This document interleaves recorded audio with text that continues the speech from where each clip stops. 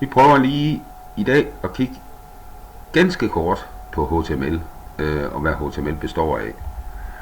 HTML det er det sprog, som websider er opbygget af, og hvis vi lige hopper ud i en browser, i det her tilfælde, så er det Google Chrome, jeg anvender, og det kunne i og for sig også godt have været Firefox eller Internet Explorer. Og jeg vil måske lige sige, at hvis man arbejder professionelt med web, så er det altså bydende nødvendigt at have måske endda flere browser, end dem jeg har installeret. Jeg har installeret de her 3 browser, fordi det er det mest udbredte på verdensplan i dag. V3 Schools, det er et godt eksempel på en af de sider, man bør besøge rimelig ofte, hvis man godt kunne tænke sig at arbejde lidt med web, eller finde ud af, hvordan pokker det her web det rent faktisk hænger sammen. V3 Schools, hvis jeg klikker på tutorial-sektionen heroppe i toppen, så kan jeg se, at der ligger en lang række tutorials. Der er HTML og CSS, der er JavaScript, der er server-side, der er webbuilding, der er XML-tutorials og et hav af andre tutorials.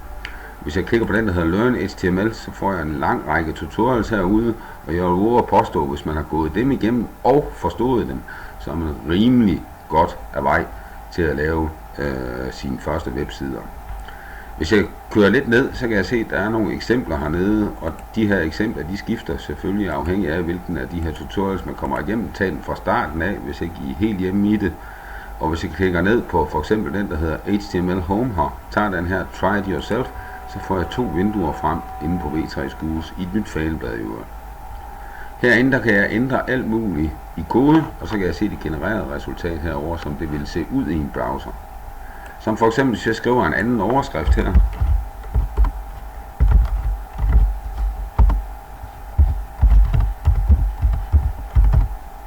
og trykker Run, så kan jeg se, at jeg rent faktisk har ændret min kode, så min H1'er, mere om det senere, det bliver bevist herover i det her vindue, som er den genererede, den renderede måde, som min kode, min markup herover, den rent faktisk bliver vist i en browser. Der er garanteret nogen, der lægger mærke til, hvorfor viser den ikke det her doctype, hvorfor viser den ikke HTML, hvorfor viser den ikke headeren. Det kommer vi meget mere ind på lige om lidt.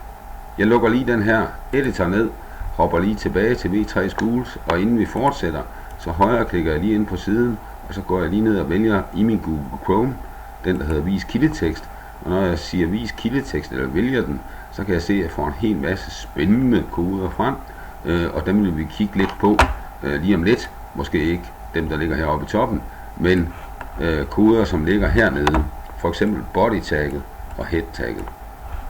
Jeg lukker den der ned igen, og lige inden vi hopper over og prøver at lave vores første lille eksempel på en HTML-side, så højre klikker lige endnu en gang, og så vælger jeg den, der hedder undersøg hernede, og når jeg vælger den, der hedder undersøg, så får jeg en anden editor frem. Det er et nyt værktøj, som ligger i langt de fleste browsere, og den indeholder en lang række ressourcer, som alle bruger i branchen i dag. Og det er et rigtig godt værktøj til at sidde og editere i siden, hvis der er et eller andet, som kikser undervejs, når I kommer længere hen, så er den her editor, genvejstasten, det er F12 i øvrigt, så er den et fantastisk værktøj til at finde ud af eller fejlsøge ud på siderne.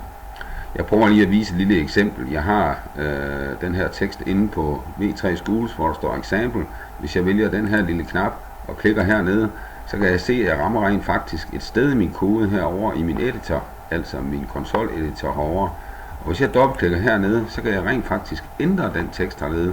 Jeg kan ændre den i øvrigt, det kan vi lige prøve først, den her nede, og ændre den her til en H2'er for eksempel, eller en H1'er. Og når jeg ændrer den til en H1'er og klikker udenfor, så kan jeg se, at teksten rent faktisk bliver større, fordi nu bliver den tolket som en heading 1'er, hvilket i øvrigt er den største af headings. Jeg prøver lige at dobbeltklikke herinde, og så prøver jeg at skrive noget andet. Og når jeg klikker udenfor igen herover i koden, så kan jeg se, at jeg rent faktisk får ændret min kode inde på V3 Schools. Jeg lukker lige min editor ned igen, og kan kigge herude på siden, og kan se, at nu har jeg rent faktisk fået ændret overskriften her. Nu er det ikke sådan, V3 Schools de kommer efter mig lige om lidt og spørger, hvad pokker jeg laver, fordi det jeg sidder og editerer i herinde, det er rent faktisk noget, der sker i browserens case, men det kommer vi ind på lidt senere. Jeg prøver at refresh siden herude, og så kan jeg se, at alle mine ændringer de forsvandt. Så den, der hedder undersøg, det er et værktøj, som I kommer til at, med garanti kommer til at stifte bekendtskab med under hele jeres uddannelse og øvrigt også under jeres karriere senere. Jeg lukker den ned igen, og jeg lukker rent faktisk også browseren ned, og så hopper jeg lige ud på mit skrivebord og kan konstatere, at jeg rent faktisk lavet en lille mappe, som hedder HTML. Inde i den her mappe, der hedder HTML, der vil jeg prøve at opbygge mit allerførste lille website. Jeg har lavet et nyt tekstdokument herinde. Det her tekstdokument, det er jo tomt her nu. Jeg har noget tekst i min buffer, som jeg lige kaster ind. Og den her tekst, den kan I så hente i øvrigt som zip-fil til den her lektion, som videoen omhandler. Jeg lukker lige min tekstfil igen og siger ja til at gemme, og så kunne jeg rent faktisk rigtig godt tænke mig at se, hvad extension har den her fil rent faktisk. Jeg kan godt se, det er en tekstfil, altså en tekst, der er lavet i Notepad, fordi den har det her lille ikon. Hvis jeg lige hopper ind i images-mappen, som i og for sig også er en mappe, jeg bare har lavet til at putte billeder i, så har jeg også billeder herinde, der hedder TCA Logo 4, og jeg kunne rigtig godt tænke mig at se, om det rent faktisk var et PNG, eller et JPEG, eller et GIF-billede. Jeg ved godt, at jeg kan højreklikke på det, gå ned i egenskaber, og hernede, der kan jeg se, at det rent faktisk er et PNG-billede. Inden vi fortsætter og leger med HTML, så er der lige nogle ting, jeg skal lave i Windows. Jeg lukker lige den her ned igen, og det vil sige, at min mappe her hopper lige over på en Windows 10-maskine. I denne PC hopper over i kontrolpanelet, og i kontrolpanelet, der vælger jeg lige den, der hedder udseende og personlige udseende. Jeg hopper i mappeindstillinger, og inde i mappeindstillinger, der vælger jeg nummer 2, faneblad, og så klikker jeg den, der hedder skjul filtypenavn for kendte filtyper fra. Det er fordi, at Windows har valgt at sige, at extensions for kendte filtyper, det vil sige sådan noget som docs, tekstfiler, JPEG og PNG, de bør som udgangspunkt ikke vises til almindelige brugere. Men hvis man arbejder med web eller programmering, så er det bydende nødvendigt, eller i hvert fald en stor hjælp, umiddelbart at kan se, hvad extension min filtype har. Jeg tror lige anvender OK til det her, altså mappeindstillinger, ind i den, der hedder vis, og så klikker jeg den, der hedder skjul filtypenavn for kendte filtyper fra. Den tror jeg annullerer til. Lukker den her ned igen. Åbner lige min mappe igen, og her kan jeg se, nu har jeg rent faktisk fået et lille punktum i mit filnavn, og det samme inde ved billedet, den har fået et lille punktum, og så står der PNG, det står for Portable Network Graphics, og hvis jeg hopper ud i roden igen, altså ud i roden af min HTML-side, den der ligger her, så kan jeg se, at hvis jeg højreklikker her og trykker rename, så kan jeg for det første give den et nyt navn. Lad os gøre det. Jeg kalder den her fil for index. Det hedder de fleste startsider ude på internettet, i hvert fald hvis det er HTML, som vi kommer til at arbejde med. Extensionen på den hedder tekst. Og hvis jeg lige klikker på den igen, så kan vi se den tekst, jeg kastede ind lige før, der står der endnu. Jeg lukker den ned igen, og så højreklikker jeg på den, omdøber, og så tager jeg min extension, altså ikke selve navnet, som er før punktummet, men min extension, som ligger efter, og så renamer jeg lige min extension til HTML eller HTML. Det er to sider af samme sag. HTML er lidt mere bagudkompatibel end HTML. Når jeg nu renamer den her, så betyder det, at mit styresystem, Windows 10 i mit tilfælde, vil åbne den her fil med et andet program. Så når jeg klikker væk fra den, så får jeg en lille advarsel, og det trykker jeg bare ja til. Det skal Windows ikke bestemme for mig, lige nu i hvert fald. Og jeg kan se, at den rent faktisk, jeg hopper lige over og viser store ikoner. Så kan jeg se, at den får et lille ikon, nemlig min standardbrowser, som er Google Chrome. Og når jeg dobbeltklikker på den, så kan jeg se, at den viser godt nok teksten herinde. Den står bare i en lang smøre. Det kigger vi på nu. Jeg minimerer lige vinduet en lille smule her, trækker det herover, så jeg kan se, at min browser ligger herover, og min tekst den kører bare i en lang smøre her. Og så prøver jeg at gå ud i min rodemappe igen, tage den fil, jeg startede med at lave i Notepad, højreklikker på den, og så åbner jeg den med det, jeg lavede den i oprindeligt, nemlig Notebook. Når jeg åbner den i Notebook, så kan jeg se, at jeg har min afsnit stående her. Jeg tager lige og trækker det her vindue ned, så vi kan se det hele. Mappen, jeg arbejder inde i, min browser, altså hvordan filen ser ud i en browser, og så min Notepad, som jeg kan editere min markup i.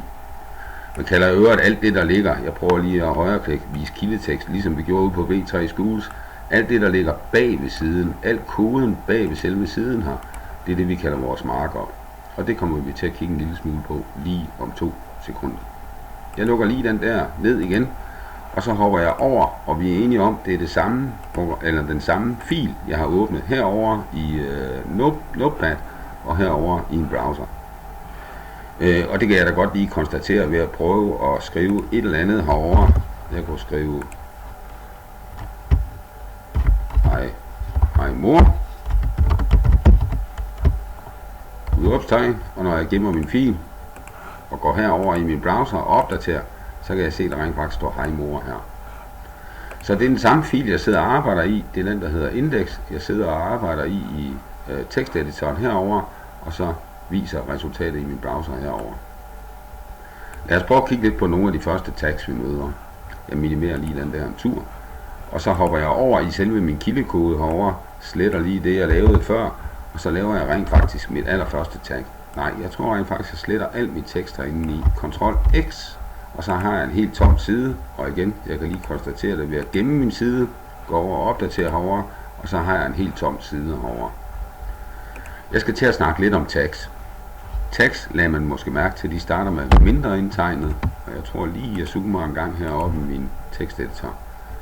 Vi tager en 14-16 stykker, måske lidt mere. Skrifttype 18, sådan. Jeg laver mit allerførste HTML-tag, og det er et lidt specielt tag. Det er rent faktisk ikke et tag, men man kræver et eller andet sted, at det står for at ligesom fortælle browserne, at det vi arbejder med her nu, det er altså HTML. Og jeg glemte lige udråbstegnet. Doctype skriver jeg med store bogstaver, og så skriver jeg HTML, og så afslutter jeg mit tag med et mere indtegn. Nu sagde jeg, at det var specielt, fordi at det er i øvrigt også et af de eneste tags, hvis ikke det eneste, hvor man rent faktisk skriver tagget med store bogstaver. Regler omkring web, altså v3.org standarder, de siger, at alle tags de skal skrives med små bogstaver eller lowercase. Så det gør vi. Hvis jeg gemmer den her og går og opdaterer herover i min browser, så kan jeg se, der sker ikke det mindste herinde. Jeg kan lige prøve at højreklikke igen, vise kildetekst, og kan konstatere, at min doctype rent faktisk står i min kildekode. Lad os lige fortsætte lidt med det her. Jeg hopper ned, skriver det næste tag. Det næste tag, jeg skriver, det er HTML-tagget. Jeg laver lige et par linjeskift, og så afslutter jeg med en slash mit HTML-tag. Det her betyder, at alt hvad der foregår mellem de to tags her, det er rent faktisk vores HTML.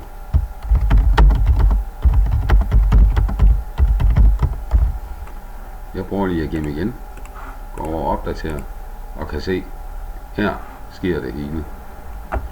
Jeg sletter det der igen, og så laver jeg det næste tag, jeg som udgangspunkt altid skal have i min HTML markup. Det er mit head tag. Mit head tag, det kommer vi ind på lige om 2 minutter. Hvad pokker det for noget? Og mit head tag skal afsluttes med en slash også. Og mit head tag indeholder rent faktisk også en title. Og en title er også afsluttet. Slash. Og så mangler jeg stort set bare en ting mere, før jeg har mit basic standard HTML setup. Sådan. Allerførst min doctype. Min doctype fortæller, jeg gemmer lige den her. Min doctype fortæller min browser, at jeg rent faktisk går i gang med noget HTML. Og jeg prøver lige at refresh den over. Og vi kan igen konstatere, at min tags bliver rent faktisk ikke vist over i min browser. Jeg kan selvfølgelig højreklikke, vise kildeteksten, og så kan jeg se mine tags herinde.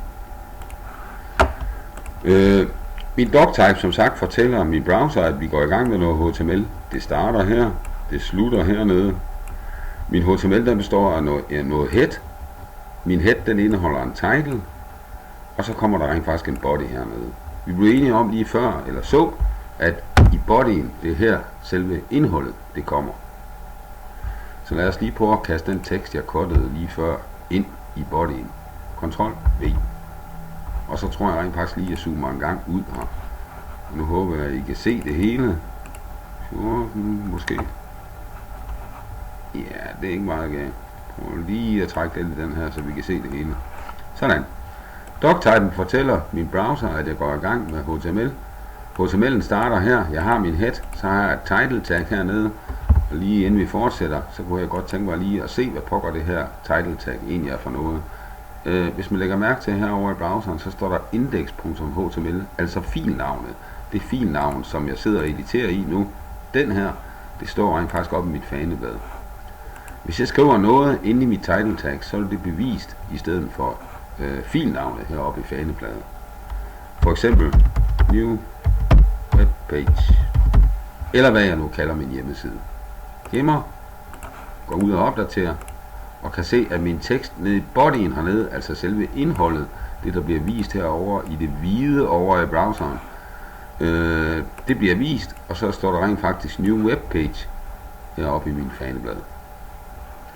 Nu kan jeg godt se herover i min oprindelige notepad-fil, at det står sådan relativt pænt i sektioner. Det vil sige, at jeg har en overskrift her, og så har jeg 1, 2, 3 sektioner, og så har jeg 2 små linjer, der ligger her nedenunder.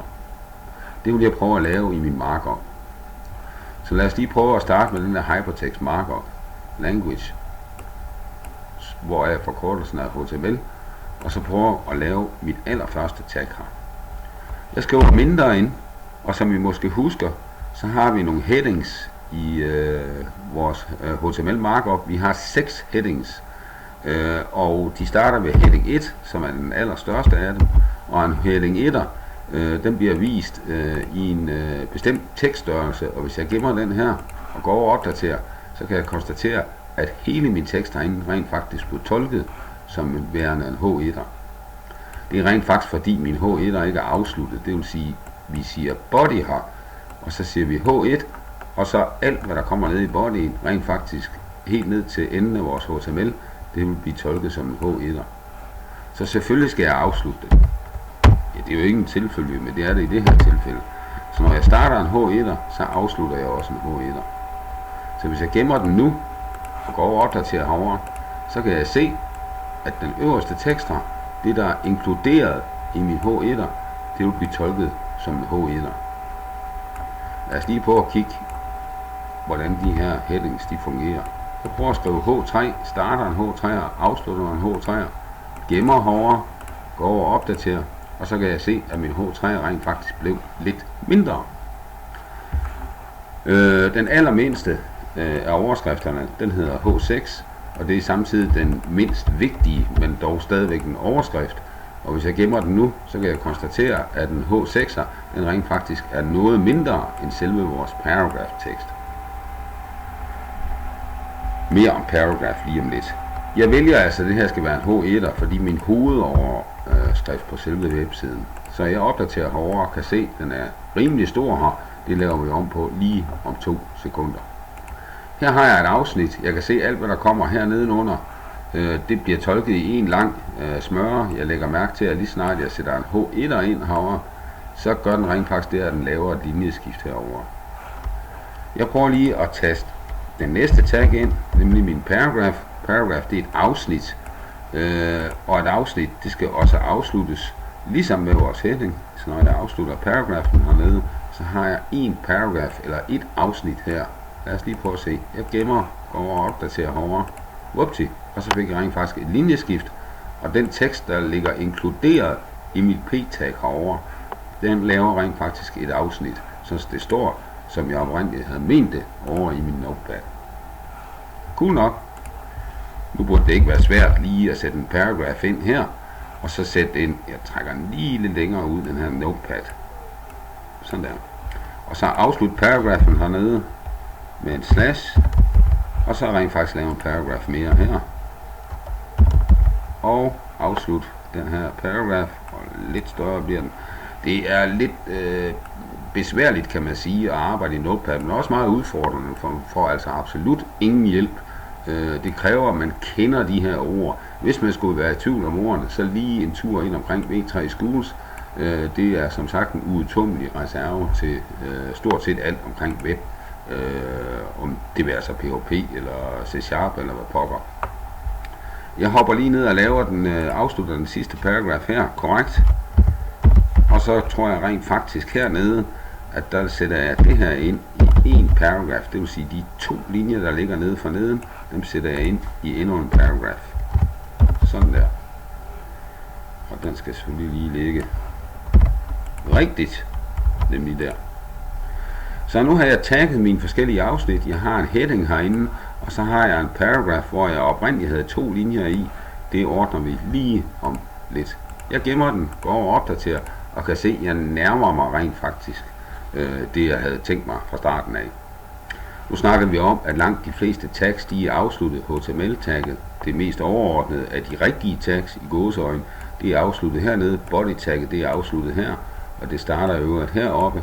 Min doctype er rent faktisk ikke afsluttet. Den fortæller sådan set bare browseren, at alt hvad jeg foretager mig herinde, det skal tolkes som værende HTML. Jeg vil lige kigge på, hvordan pokker jeg kan lave det, der hedder tvungen linjeskift i den paragraf, som ligger allersidst, det vil sige den, som ligger herover, som oprindeligt gerne måtte blive læst i 2 linjer, men samtidig være et afsnit. Og det kan jeg rent faktisk gøre ved at sætte en line break ind. En line break skriver man med BR, og der er lige en lille krølle ved den her. Fordi hvis man lægger mærke til doctypen heroppe, så er det også en af de her tags, som står alene. Det vil sige, en paragraf er startet og afsluttet hernede. En break er ikke, en doctype er heller ikke. Jeg prøver at gemme den herovre og prøver at lægge mærke til, hvad der sker herover i min browser i den allernederste linje. Jeg får rent faktisk et tvungen linjeskift, men begge linjerne er et afsnit. Nu skal jeg måske lige sige, at man har besluttet, at alle tags skal afsluttes.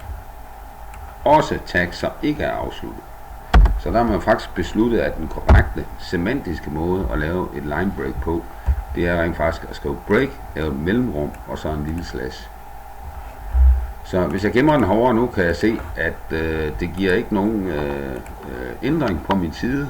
De fleste moderne browsere, altså det vil altså Chrome, Firefox eller Internet Explorer, de kan godt finde ud af at tolke den her line break, selvom den ikke er skrevet helt rigtigt, grammatisk korrekt. Så jeg refresher den lige herovre og kan se, at det gav rent faktisk ikke nogen forskel, men jeg har rent faktisk lavet min kode grammatisk korrekt eller semantisk korrekt. Vi prøver lige at kigge på, hvordan kan jeg rent faktisk få det her til at se ud, som det oprindeligt så ud i min notepad, altså en lidt anden fonttype måske, og så måske den her heading, den skulle være en lille bitte smule mindre. Lad os prøve at kigge på det. Hvis jeg lige hopper op i formater, som jeg har gjort et par gange under den her tutorial, hopper ned i skrifttype, så kan jeg se, at min notepad, den kører med den fonttype, der hedder Consolas. Lad os prøve at se, om ikke vi kan gøre noget ved det. I min head, der snakker vi lidt om titlen før. Det var den, hvor der stod New Web Page heroppe. Og man kan se, at headen slutter her, så starter selve bodyen hernede. Så alt det hernede er vi enige om. Det er altså indholdet på selve siden. Det vil sige, det er alt det, jeg markerer herovre i browseren nu. Det, der sker oppe i headen, det er, at der kan læses nogle ting ind, som er afgørende betydning for, hvordan ting skal tolkes over i browseren. For eksempel, i headen, udover titlen, som gav mit faneblad, der kan jeg lave endnu et tag, og lige inden jeg fortsætter, så tror jeg rent faktisk lige, jeg laver sådan en lille indrykning her, og en lille indrykning her på titlen, og så en lille indrykning her. Og det er simpelthen for min egen skyld, for at gøre det lidt nemmere for mig selv, og så læse, hvad der rent faktisk kommer til at stå herovre i kode. Det har ingen indflydelse over på min webside. Ligesom at mellemrum i koden herovre, jeg gemmer lige igen, heller ingen indflydelse har herovre. Så jeg hopper lige tilbage igen, hopper over i min HTML, ind i min head, det vil sige, det er den, jeg arbejder i, lige nedenunder titlen, normalvis. Der kan jeg prøve at sætte endnu et tag ind oppe i min head. Jeg kan prøve at skrive style. Style, det er, som navnet måske siger, et tag, hvor i man kan style indholdet på sin webside. Jeg afslutter style-tagget heroppe. Det skal selvfølgelig skrives rigtigt. Og inde i style-tagget kunne jeg for eksempel skrive det body-tag hernede. Det kunne jeg godt tænke mig at få fat i. Så når jeg skriver body, og nu tror jeg rent faktisk lige at zoome en gang mere heroppe. Sådan der. Når jeg skriver body, så rammer jeg alle de tags. Det ene tag, jeg har i øvrigt, man har normalvis, der er nogle tags, som kun må gå igen én gang. HTML-tagget må kun gå igen én gang. Body-tagget må kun gå igen én gang. H1 normalvis kun én gang. Man siger 1 H1'er per side normalvis. Paragrafen, den går igen et hav af gange i min markup. Men lad os lige fastholde den her styling, jeg er ved at lave, hvor jeg godt kunne tænke mig at få en helt anden font herover, nemlig den der Consolas, som min notebook den kørte med oprindeligt. Så jeg skriver body herover, og det betyder, at nu kan jeg ramme mit body tag hernede. Al styling, den defineres inde i curly brackets eller tuborgtegn. Og tuborgtegn laver man med alt graphics 7 og 0. Så når jeg skriver 2 tuborgtegn her, laver lige et mellemrum, og jeg laver et mellemrum her mere, og det er simpelthen bare for min egen overskuelighedens skyld, min egen skyld, jeg gør det her. Det har ingen betydning for selve koden heroppe. Jeg prøver at skrive font, streg, family, kolon. Det betyder, nu rammer jeg min font family, det vil sige min font familie eller type ude på selve websitet. Og så kan jeg definere en font, som jeg gerne vil køre på min website. Den hedder Consolas. Og så afslutter jeg det med et semikolon. Jeg prøver lige at gemme den her over. Og så hopper jeg lige over og opdaterer min side. Og kan se, at nu har jeg rent faktisk min Consolas. Samme fonttype, som min notebook oprindeligt kørte med. Eller kører med stadigvæk rent faktisk. Lidt cool. Det vil sige, at det her det definerer alt omkring min body hernede. Jeg kunne for eksempel skrive color, og igen color, og hvis jeg skriver white,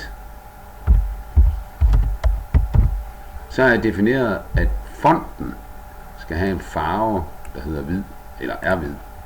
Jeg prøver at gemme, prøver at hoppe over og opdatere, og kan se, at nu forsvandt min tekst, det vil sige, det gjorde den ikke. Den ligger her rent faktisk stadigvæk, men den er bare hvid. Det duer ikke rigtigt, så lad os lige prøve at lege lidt mere med den her. Jeg er stadigvæk inde under min body, og det vil sige, alt hvad der foregår mellem de her 2 tuborgtegn, det er rent faktisk det, der har indflydelse på selve bodyen, altså det hvide herovre i browseren. Color, det definerer farven på min font. Font family, font size, font weight, det har alt sammen noget med min font at gøre.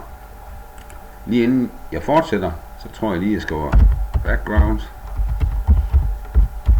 streg, color, colon, black. Jeg gemmer mit dokument herovre, går og opdaterer, og nu kan jeg se, nu fik jeg en sort baggrund med en hvid tekst på. Nu skal jeg måske lige sige, inden vi fortsætter, at hvid og sort, de er meget kontrastfyldte, og det sådan, kan godt være lidt hårdt at kigge på, specielt hvis der er meget tekst, og skærmen er maksimeret. Så det kan godt være, at jeg lige måske skulle skrive background color, og så gray, og save den, Ctrl S, opdatere herovre, og så har jeg en grå baggrund, og så en hvid font her. Og jeg kunne faktisk også slette den dernede, og så kunne jeg skrive color, og så gray, og igen gemme, hopper lige over og opdaterer herovre, og så kan jeg se, at det her det ser sådan relativt fint ud. Så alt hvad jeg ændrer heroppe i min style, det har indflydelse på bodyen. Lad os lige prøve at kigge lidt, og jeg laver rent faktisk lige et mellemrum her, og et mellemrum der, og igen kun for min egen skyld, det er simpelthen for overskuelighedens skyld, at jeg kan have alle mine, det der hedder CSS, defineret inde i min style tag, og der er rent faktisk et lille mellemrum imellem. Det har ingen indflydelse på, hvordan det bliver vist over i browseren. Det fylder rent faktisk et white space, men det er nu det hvile. De fleste har en internetforbindelse, der er til at komme i nærheden af i dag.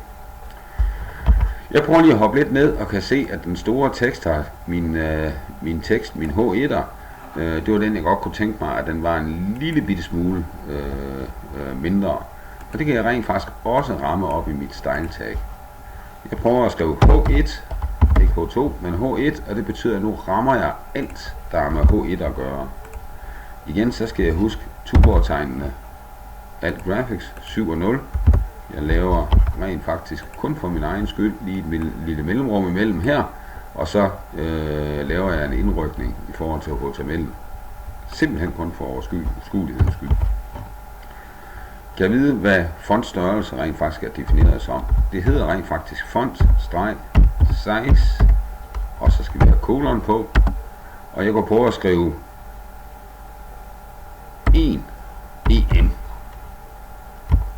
semikolon. Når jeg gemmer den her nu og går og opdaterer, så kan jeg se, at min font rent faktisk har samme størrelse som resten af min paragraf. Det er fordi 1 EM, det er standardstørrelsen for en font. Og det vil sige, hvis jeg for eksempel skriver 2 EM her, og saver den, og hopper over og opdaterer, så kan jeg se, at nu minder den rent faktisk meget om min H1'er fra før jeg begyndte at style den. Det er fordi en H1'er som udgangspunkt altid har størrelsen 2 EM. Det står for emphasis. Jeg kan også skrive pixels for eksempel, og når jeg saver den, så definerer jeg helt nøjagtigt min H1'er som værende i pixels. Lad os lige prøve at skrive procent herude, som også er noget vi kan anvende omkring fonte, stort set alt, billeder, alt muligt, refresher, og så kan jeg se 100%, det er rent faktisk standardstørrelsen for fonte, altså det samme som 1 EM. Vi kommer meget mere ind på, hvad EM er, hvad REM er, hvad procent er, hvad pixels er, i nogle senere videoer. Jeg tror rent faktisk, jeg skriver 1, og så komma, og sjovt nok så komma, det er et punktum, når det handler om CSS. Så 1.5, og så EM, det står for emphasis, og når jeg gemmer den her, går over og opdaterer, så kan jeg se, at min H1'er, den har sådan en rimelig god størrelse nu, i forhold til resten af teksten. Jeg prøver lige at køre lidt ned i bunden hernede, og så kunne jeg godt tænke mig lige at sætte et enkelt lille nyt tag på her omkring den her lille tekst, hvor der står V3 Schools. Det vil sige den her nede. Der kunne jeg rigtig godt tænke mig en link, sådan så når jeg klikkede på den der, så kom jeg rent faktisk over på V3 Schools hjemmeside. Det vil sige, når jeg klikker på teksten herover i min markup, så kommer jeg rent faktisk over og rammer den her side. Jeg laver lige en ny browser og Ctrl N. Jeg fik lavet 2. Så skal jeg V3 Schools. Kom der. Og lad os lige nappe den her adresse her. Copy. Og lukke den ned igen. Og jeg kigger herover på min markup. Læs mere på V3 Schools. Og det er så i øvrigt grunden til, at der er linjeskift. Det er jo fordi, jeg har sat min line break ind her. Tagget for et link, det er A. Og et A, det skal afsluttes også. Og det vil sige, det er den her tekst, jeg skal have min A til at virke på. Den tekst, jeg har markeret herover. Jeg afslutter mit A her, og inden vi fortsætter, så mangler jeg nogle vigtige ting. Jeg prøver lige at gemme den her. Gå over og opdatere. Og der sker absolut intet herover. Det er fordi det her A, det har ikke en link på endnu. Det har ikke en sti at gå hen til, så derfor så vil det ikke opføre sig som et A. Hvis jeg lige laver den her en lille smule bredere, så vi kan se, hvad der sker. Der kommer en lidt længere tekst herinde i A'en. Nu kan jeg lige om et sekund. Så skal A'en have det, der hedder en hyperreference. Det er en sti. Den sti, den er lige med et eller andet. Og det kunne være det link ud til v3schools.com. Det var det, jeg kopierede ind her. Der, ude fra hjemmesiden. Og man kan sige, at den sti, der kom ind her, det er jo ikke sådan et standard tag som P, eller body, eller head, eller hvad pokker vi nu finder, eller HTML. Det er en sti, som jeg har fået et andet sted fra. Og ligesom hvad vi senere kommer ind på, IDs, classes osv., så når det ikke er et tag, så skal det stå i gåseøjne. Og det vil sige, at selve stien herinde, den står i gåseøjne, det er en hyperreference. Og som jeg sagde før, jeg trækker lige den der lidt ud, så vi kan se hele vores A i fuld udstrækning her nu. Jeg har A'et, som har en hyperreference, der er lige med et eller andet, som ikke er et markup tag, og derfor står det i gåseøjne. og så afslutter jeg mit A her, og det der står inde i A'et, det vil være der, hvor mit link kommer til at virke på. Jeg prøver lige at gemme den her. Hopper lige over og opdaterer. Og nu har jeg rent faktisk et link hernede. Det kan jeg konstatere ved, at den blev blå. Og så fik jeg sådan en lille streg nedenunder. Og så en hånd cursor i øvrigt, når jeg kører musen over. Så når jeg klikker på den her, så ryger jeg rent faktisk over på V3 Schools. Og V3 Schools, som vi startede den her video med at snakke om, det er en uudtømmelig ressource til at lære en hel masse, eller få genopfrisket det, man rent faktisk har glemt. Så når man hopper over på V3 Schools, så har man et hav af ting at kigge på, og i den, der har vi rent faktisk også vores HTML reference, og det vil sige, hvis jeg klikker på den, der hedder taglist, prøv lige en gang mere, der, learn HTML, hopper lige ned i bunden hernede, og så får jeg den, der hedder HTML taglist her, og når jeg klikker på den, så har jeg den samlede tagliste omkring alle HTML tags, samt hvad de betyder. Blockcode, body, defines the documents body. Jeg kan klikke på dem, og så kommer der en lille beskrivelse på, hvordan pokker body tagget det virker, og hvordan jeg kan lege med det i den her lille editor, hvor jeg ser real-time content generere herover til højre. Det var alt omkring den her første lille video. Der kommer mange flere forhåbentlig. Tak for det.